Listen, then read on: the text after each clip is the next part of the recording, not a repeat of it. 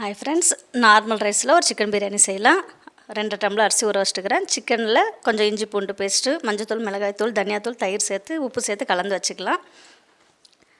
அடுப்பில் குக்கர் வச்சு எண்ணெய் சேர்த்துக்கலாம், கொஞ்சம் நெய் சேர்த்துக்கலாம், பட்டை, லவங்கம், ஏலக்காய் எல்லாம் சேர்த்துக்கலாம். வெங்காயம் சேர்த்து வதக்கிக்கலாம், பச்சை மிளகாய் சேர்த்துக்கலாம், நல்லா வதங்கட்டும். தக்காளி சேர்த்துக்கலாம். தக்காளி சேர்த்து வதங்கினதும் இஞ்சி பூண்டு பேஸ்ட் சேர்த்துக்கலாம்.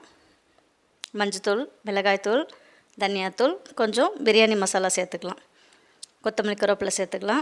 புதினா, கொத்தமல்லி எல்லாத்தையும் சேர்த்து கலக்கி வச்ச சிக்கனை சேர்த்து நல்லா வதக்கிக்கலாம். தேவையான உப்பு சேர்த்துக்கலாம்.